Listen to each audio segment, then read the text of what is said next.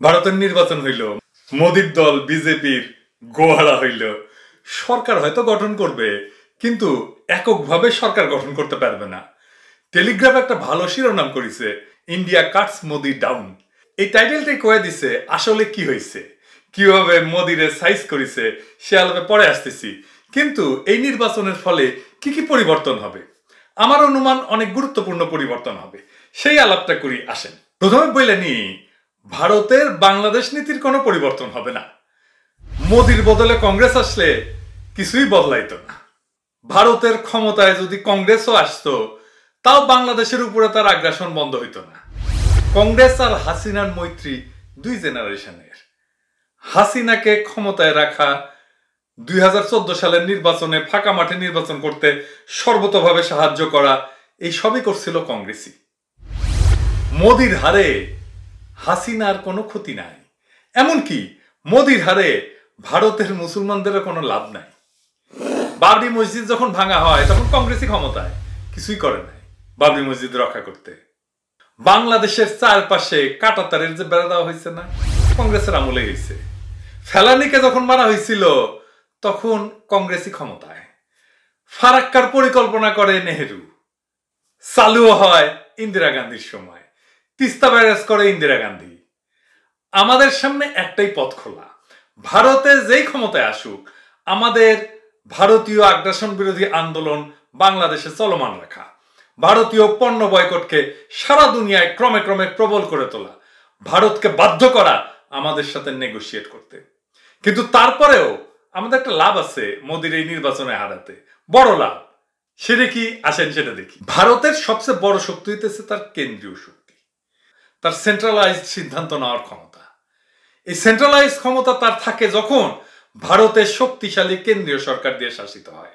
আর যখনই ভারতের শক্তিশালী কেন্দ্রীয় সরকার থাকে, তখনই তার কুরকুরানি ওঠে গ্লোবাল রোল প্লে করার জন্য।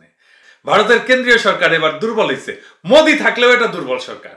তাহলে কি হবে এখন, সেটা বুঝতে হইলে আসেন আমরা দেখি ভারতের শক্তিশালী আর দুর্বল কেন্দ্রীয় সরকার কখন ছিল, আর সেই সময়গুলোতে তাদের বৈশ্বিক ভূমিকা কি ছিল সেটা একটু খুঁজে দেখি। আসেন, মজার জিনিস আছে, আমরা দেখা শুরু। 1952 থেকে 1967 সাল পর্যন্ত জওহরলাল নেহেরুর অধীনে ইন্ডিয়ান ন্যাশনাল কংগ্রেস, এইটা শক্তিশালী সরকার ছিল। কি হয়েছিল সেই সময়টা সেটা আমরা দেখব।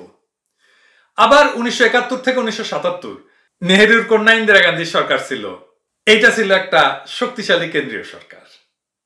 এই সময় কি কি হয়েছিল সেটাও আমরা দেখব। 1984 থেকে 1989 পর্যন্ত ইন্দিরা গান্ধীর পরে তখন তার পুত্র রাজীব গান্ধী আসে। 400টার বেশি আসন ছিল কিন্তু লোকসভায়। আর 2014 থেকে এই নরেন্দ্র মোদী এই ইলেকশনের আগে পর্যন্ত এইটা শক্তিশালী সরকার ছিল। আর দুর্বল কেন্দ্রীয় সরকার কারা কারা ছিল আসেন একটু দেখি, নামগুলো দেখি। 1989 থেকে 1991 এই সময়ে খুবই অস্থিতিশীল ছিল ভারতের সরকার।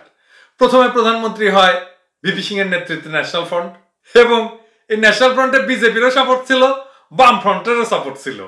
তারপরে চন্দ্রশেখরের নেতৃত্বে একটা স্বল্পস্থায়ী সরকার ছিল। এরপরে 1996 থেকে 1998 এই সময়টা বেশ কয়েকটা জোট সরকার ছিল।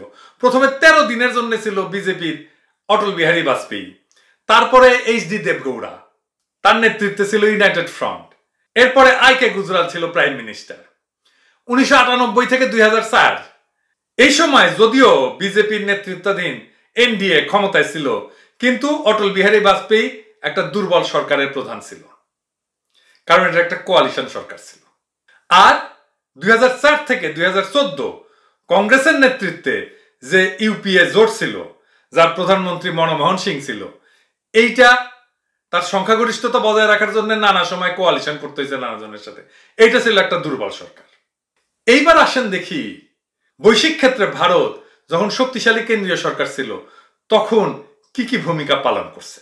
কয়েকটা উদাহরণ দিই। নেহেরুর সময় সে জোট নিরপেক্ষ আন্দোলনের নেতৃত্ব দিছে, জোট নিরপেক্ষ আন্দোলনের নেতা হয়েছে, এবং নেহেরু একটা আন্তর্জাতিক নেতা হয়ে উঠছিল, বিশেষ করে জোট নিরপেক্ষ আন্দোলনের নেতা হওয়ার কারণে। আবার নেহেরুর সময় চীনের সাথে যুদ্ধ হয়েছে, নেহেরুর সময় পাকিস্তানের সাথে যুদ্ধ হয়েছে। এরপরে ইন্দিরা গান্ধীর সময় কি হয়েছে, সে বাংলাদেশ যুদ্ধে, বাংলাদেশের মুক্তিযুদ্ধে যুক্ত হয়েছে, মানে পাকিস্তানের সাথে যুদ্ধ করছে। সে দক্ষিণ এশিয়ার ভূ রাজনৈতিক মানচিত্রকে পরিবর্তন করে দিছে এবং পাওয়ার ব্যালেন্স চেঞ্জ করে দিছে। আর কি হয়েছে? সে ৭৪ সালে পারমাণবিক অস্ত্রের পরীক্ষা করছে। রাজীব গান্ধীর সময় সে আইটি সেক্টরে ভারতকে ঢুকায় দিছে। ভবিষ্যতের অর্থনৈতিক উত্থানের জন্য ভারতের ভিত্তি যেটা সেটা তৈরি করে দিছে। বৈশ্বিক অর্থনীতিতে ভারতের প্রোফাইল তৈরি হয়েছে রাজীব গান্ধীর সময়। আর মোদির সময় তো আমরা জানি সেটা কি কি হয়েছে। আমরা তো আমাদেরকে দিয়েই বুঝি, তাই না? এই অঞ্চলে সে তার প্রভাব কিভাবে বৃদ্ধি করছে, বাংলাদেশের উপরে তার সর্বগ্রাসী আগ্রাসন করছে। শুধু তাই না, সে বিভিন্ন দেশে লোক পাঠায়, পাঠায়, যে খুন করে আসে ভিন্ন মতাবলম্বীদেরকে। আন্তর্জাতিক রাজনীতিতে মোদি একটা নাম হয়ে উঠছে এবং তার সময় সে পাকিস্তানের মধ্যে যে সার্জিক্যাল স্ট্রাইক করে আসছে, সে গ্লোবালি ভারতের সফট পাওয়ার বৃদ্ধি করছে।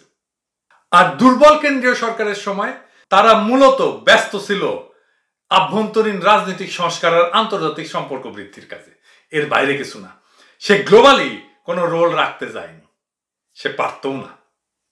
আবার দেখেন, সেই শক্তিশালী কেন্দ্রীয় সরকারের নামই আপনার কিন্তু মনে আছে ভারত প্রসঙ্গে। যদি ভারতের পিএম এর কথা বলা হয় তাহলে তাদের কথা মনে আসবে, নেহরুর কথা আসবে, ইন্দিরা গান্ধীর কথা আসবে, রাজীব গান্ধীর কথা আসবে, মোদির কথা আসবে। এখন কইতে পারেন মনমোহন সিং তো দুর্বল সরকার, ওই সময় তো 1/11 হইল, তাই না? ইন্ডিয়া জায়গা বসলো বাংলাদেশে, কথা সত্য, কিন্তু এটা ভুলে গেলে চলবে না। 1/11 ভারত আমেরিকার যৌথ প্রযোজনা। শুধু মনমোহন সিং এই কাজ করতো না যদি আমেরিকার সাথে না থাকতো। আর 1/11 মূলত আমেরিকার প্রজেক্ট, ইন্ডিয়া ছিল পার্টনার। এইবার এই নির্বাচনে ভারতে আবার কেন্দ্রের দুর্বল সরকার হইল, তো তাইলে তার ফল কি হবে? কানাডায় পাঠায় শিখ নেতা মারা, পিছে দিয়ে হান্দায় যাবে। শরিক দলগুলো ঠাপে রুলারের মতো সোজা থাকবে মোদি, কারণ জানে যে তেরিবেরি করলে শরিক দলগুলো তালাক দিয়া অন্যদিকে চলে যাবে। মোদি তো প্রেসিডেন্টের মতো পাওয়ার নিয়ে শাসন করছে, এখন কাজের বুয়ার মতো ঠাপের উপরে থাকবে। আর যে কইছিল না যে নতুন ভারত ঘরে ঢুকে মারে, এই সিদ্ধান্ত এখন আর একা নিতে পারবে না। তার নীতিশ আর নাইডুর সাথে আলাপ করতে হবে, তাদের পারমিশন নিতে হবে। আর পারমিশন তো এমনি এমনি দিবে না নীতিশ আর নাইডু, এরা আঞ্চলিক নেতা। সে তার অঞ্চলের স্বার্থ দেখবে, তার অঞ্চলের হিস্সা সে আদায় করে নেবে। তার মাথায় ভারত নাই, তার মাথায় আছে অঞ্চল। মোদি যতটুকু শক্তিশালী, নীতিশ আর নাইডু ততটুকু শক্তিশালী। মোদি সারা ভারতের কথা চিন্তা করতে পারে, কিন্তু নীতিশ আর নাইডু তার অঞ্চলের বাইরে কিচ্ছু চিন্তা করবে না। ভারতে ৪৫ বছরের মধ্যে সবচেয়ে বেশি বেকারত্ব, এটা সামলাইতে হবে মোদিকে। আমাদের জন্য সবসময় দুর্বল কেন্দ্রীয় ভারত ভালো। ভারতে আঞ্চলিক দলগুলোর কোয়ালিশন থাকলে ভারত দুর্বল থাকবে। আমাদের নগদ লাভ এইটা। আমরা যদি বাংলাদেশে ভারত বিরোধী আন্দোলন তীব্র করতে পারি তাহলে বেড়াছাড়া হয়ে যাবে ওদের অবস্থা। মোদিরে ইন্দিরা গান্ধীর রাজনৈতিক ভাগ্য বরণ করতে হবে। ইন্দিরা গান্ধী চূড়ান্ত জনপ্রিয় ছিল, আর এই ইন্দিরা গান্ধী চরম অজনপ্রিয় হয়েছিল। চূড়া থেকে মাটিতে নামে আসবে যেইভাবে নামে আসছিল ইন্দিরা গান্ধী। এমন প্রশ্ন হইতেছে হাসিনা কি করবে? সত্যি কথা বলতে কি, মোদির বদলে কংগ্রেস আসলে হাসিনার সুবিধাই হইতো। মোদি হারলে হাসিনা কিন্তু একটা লাভ আছে। কি লাভ? মোদির হিন্দুত্ববাদী রাজনীতির হাত ধইরা হাসিনাকে বাংলাদেশের ক্ষমতায় থাকতে হয়। এই সত্যটা হাসিনার তার দলের লোকেদের জন্য খুবই বিব্রতকর। হাসিনা আর তার দলের ইমেজ নৈশভোটের জন্য যতটা সংকটে পড়ছে তার চাইতে কম সংকটে পড়েনি যে তার প্রভু হিন্দুত্ববাদী মোদি। মোদির বদলে কংগ্রেস আসলে হাসিনার তার দলের লোকেরা হিন্দুত্ববাদের সাথে গাঁটছড়া বাঁধার যে গ্লানি, সেটা থেকে মুক্তি পাইত। আর হাসিনার সবচেয়ে বড় সমস্যা কি? সবচেয়ে বড় সমস্যা হচ্ছে তাকে ইন্ডিয়ার উপরে পুরোপুরি নির্ভর করতে হয়। আর চায়না আর ইন্ডিয়ার পরস্পর বিরোধী চাওয়াকে সে কিভাবে পূর্ণ করবে? চায়না যেটা চায় ইন্ডিয়া সেটা চায় না, ইন্ডিয়া যেটা চায় চায়না সেটা চায় না। ইন্ডিয়া এখন কিছু কইলে সে ফেলায় রাখতে পারবে, দেখতেছি দেখবো তাইরে নাইরে এই সমস্ত কইলে টাইম পাস করতে পারবে। মোদির ছায়া ছায়া দেখা ছাড়া আর কিছুই করার নাই। এইটা আওয়ামী লীগের লেসপেন্সার বোরহান কবির আছে না, ও পত্রিকাও বলছে, খোলাখুলি বলছে ভারত তার সরকার টিকিয়ে রাখার জন্য আভ্যন্তরীণ রাজনীতিতে ব্যস্ত থাকবে। ফলে বাংলাদেশ চীনের সাথে অর্থনৈতিক সম্পর্ককে এগিয়ে নেওয়া যাওয়ার ক্ষেত্রে ভারতের বড় ধরনের প্রতিবন্ধকতা পাবে না বলে মনে করছেন আওয়ামী লীগের কোন নেতারা। কথা সত্য, ঠিক কথা বলছে। তবে হাসিনা ইন্ডিয়াতে ছাড়বে না, কিন্তু পুরোপুরি ফ্রি হ্যান্ড এসে খেলবে ইন্ডিয়ার সাথে। ইন্ডিয়ার অনেক আবদার সে দীর্ঘমেয়াদে ঝুলিয়ে দিতে পারবে যদি সে চায়। সে সুবিধাজনক অবস্থানে পৌঁছে গেল, আর এই চান্সে চীন ঢুকে পড়বে। এর মধ্যে চাইনিজ অ্যাম্বাসাডার কইছে হাসিনার আসন্ন চায়না সফর হবে গেম চেঞ্জার। এটা নিয়ে আমি একটা আলাদা এপিসোড করব। এই কথার মানে আমরা খুঁজে বের করব গেম চেঞ্জার কি এবং তাতে কি পরিবর্তন হওয়ার সম্ভাবনা আছে। তার মানে বাংলাদেশের জন্য অভাবনীয় কিছু পরিকল্পনা আছে চায়নার।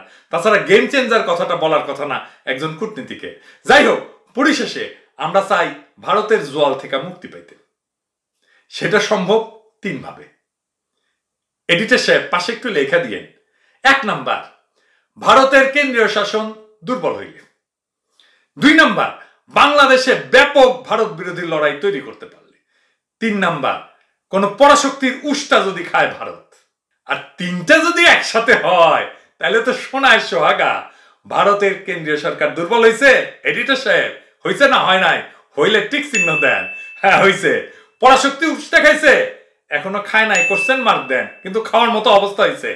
এই 2টার উপরে আমাদের কোনো হাত নাই, কিন্তু হাত আছে যেটার উপরে, সেটা হইল ভারতীয় আগ্রাসন বিরোধী লড়াই, ভারতীয় পণ্য বয়কটের আন্দোলন। আমরা যদি এই লড়াই তীব্র করতে পারি, এবং ইনশাল্লাহ আমরা এই লড়াই তীব্র করব। আমি বলছিলাম কিনা যে এই লড়াই মঞ্জিলে পৌঁছাবে। এখন আলো দেখা যায় কি সুরঙ্গের মাথায়?